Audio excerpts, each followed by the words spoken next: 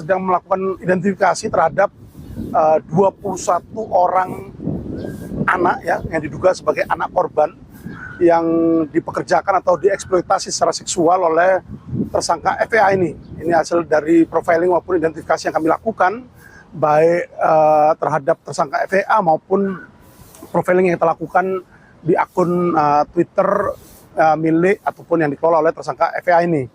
Nantinya akan kita lakukan pemanggilan untuk dilakukan pemeriksaan terhadap ke-21 yang diduga merupakan anak di bawah umur.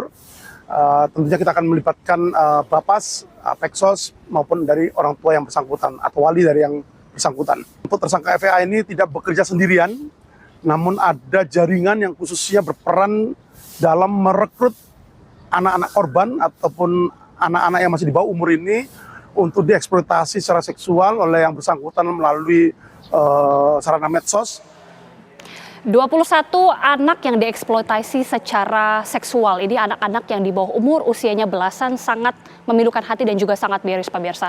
Kita kembali berdiskusikannya bersama Bu Retno. Bu Retno, ada berbagai macam alasan tentunya. Betul. 21 anak ini akhirnya terjun dalam dunia prostitusi online. Tadi kita mungkin lihat gaya hidup hedonisme mungkin yang membuat mereka tergiur sehingga mereka yang mungkin masih muda, sumbu pendek begitu ingin menempuh jalan instan. Tapi ternyata ada juga tadi kalau kita lihat karena dia terjerat hutang sehingga karena alasan finansial kemudian dia harus membantu orang tuanya mungkin. Apakah ini menjadi modus yang juga sangat harus diperhatikan, Bu Retno? Tapi bisa jadi orang yang nggak tahu gitu ya, nggak tahu mau dipekerjakan ini, diiming-iming pekerjaan itu juga bisa jadi ya. Tapi ini mengingat anaknya usianya, tadi misalnya yang ditangkap polisi di TKP 14 sampai 15 itu saya rasa rata-rata usianya segitu. Nah ini kan berarti usia masih SMP ya. Nah itu kan artinya ini secara fisik saja sebenarnya anak usia itu kan belum siap melakukan hubungan seksual.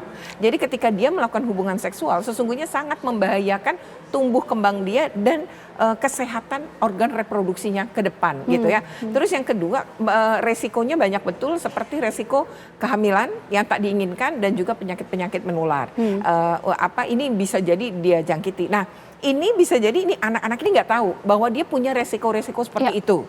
Ya jadi tidak ada pendidikan seksnya, tidak ada pendidikan kesehatan reproduksinya. Nah, tidak ada pendampingan ini dan banyak orang tua Indonesia itu menganggap pendidikan seks itu tabu. Padahal harusnya diajarkan sehingga anak tuh mengerti akan tubuhnya sendiri gitu. Nah, untuk kasus-kasus ini berarti kan eksploitasinya bisa jadi ini karena uang ya. Jadi anak itu butuh, ada yang seperti itu. Nah, tapi saya yakin ada yang betul-betul dikorbankan dan dia nggak tahu apa-apa. Itu saya yakin juga ada dalam kasus ini. Nah, untuk eksploitasi anak ini menurut saya sesuatu yang emang kejam ya.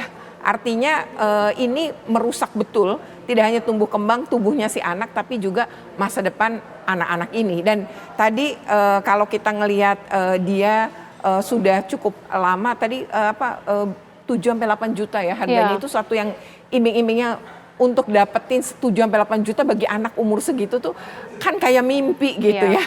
Apa kok dia dari keluarga tidak mampu. Nah ini nih yang digunakan padahal yang bersangkutan juga dapat 50% kan yang gitu. bersangkutan dapat 50% dan kita juga akan hadirkan bagaimana kemudian pelaku ini dijerat hukum dengan pasal yang cukup berlapis. Pasal 27 ayat 1 Jungto pasal 45 ayat 1 Undang-Undang 19 tahun 2016 tentang informasi dan transaksi elektronik. Karena kita tahu bersama bahwa para korban ini juga kemudian terjaring lewat Twitter, kemudian juga dengan aplikasi, sejumlah aplikasi yang juga media ada. Sosial lainnya. Ini kan yang kemudian jadi concern ataupun menjadi perhatian juga ya Bu Retno, bahwa pengawasan orang tua ini tidak hanya tadi Bu Retno sebutkan bahwa soal pengetahuan seks bebas, kemudian juga tentang reproduksi, tapi juga pengetahuan atau pengawasan dari sisi penggunaan medsosnya.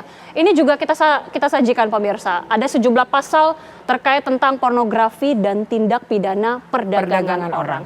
Bu Retno, jadi ini peran dari orang tua dan juga masyarakat yang lalaikah untuk mengawasi sosial media anak-anaknya sendiri sehingga anak-anak ini jadi terjerumus. Karena kalau kita selama ini mengetahui sosial media mungkin dari sisi konten ada cukup konten yang buruk, membuat anak perilaku buruk, tapi ini sudah sampai sebegitu parahnya masuk kepada prostitusi online. Ya, pertama ini menunjukkan anak-anak ini kayaknya tidak berteman juga dengan orang tuanya di media sosial. Oke. Kalau berteman sebenarnya Banyak juga, ya anak gitu ya, nggak banyak temenan sama anak orang kayak gitu, tuanya. nggak temenan sama orang tuanya. Bisa jadi orang tuanya gaptek, bisa jadi orang tuanya sengaja di blok. Itu juga banyak kasus-kasus kayak gitu. Nah, akhirnya tidak bisa memantau percakapan atau mana sih yang dia akses. Yang kedua adalah soal penggunaan gadget ya, terutama handphone lah ya. Itu kan juga harusnya anak umur 14-15 itu kategorinya masih dipinjamkan oleh orang tua. Sehingga orang tua tuh bisa ngecek, ini tampaknya juga enggak. Saya yakin percakapan dan lain-lain termasuk pemesanan misalnya perjanjian pasti menggunakan gadget anak-anak ini gitu. Nah, ini yang kelihatannya tadi yang Mbak Agita katakan ada kelemahan dari pengawasan orang tua. Jangan-jangan mungkin orang tuanya pada gaptek sehingga tidak mengawasi bisa juga. Jadi, atau kalaupun nggak gaptek, dia ternyata luput gitu, lemah pengawasan. Akhirnya anaknya menjadi terlibat seperti ini, anaknya menjadi korban kejahatan tadi ya, eksploitasi seksual. Bahkan tadi polisi kalau menerapkan tadi TPPO ya, perdagangan manusia, itu berarti ya anak ini bisa jadi tadi diperjualbelikan tadi. Ya, dan ini bisa jadi anak umur 13-14 nggak mengerti apa itu TPPO, ya resikonya bagi dirinya. Nah, ini yang harusnya momentum ini menjadi perhatian semua pihak ya. Ini kan menjadi alarm yang sangat membahayakan bagi orang tua dan juga menjadi alarm bagi masyarakat. Jadi harusnya seperti apa ini Bu untuk menilai kasus yang seperti ini sangat mengkhawatirkan? Ya, pertama memang ini pemerintah sendiri sudah membentuk ya.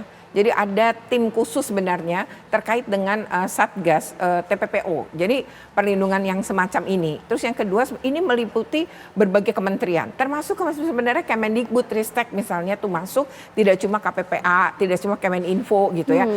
Kementerian Sosial dan lain-lain. Itu mereka punya tugas masing-masing sebenarnya untuk ngelindungin anak-anak dan perempuan dari tindak perdagangan orang. Termasuk sebenarnya kejahatan eksploitasi seksual anak seperti ini. Nah, karena rata-rata TPPO itu melibatkan prostitusi atau kejahatan seksual terhadap anak.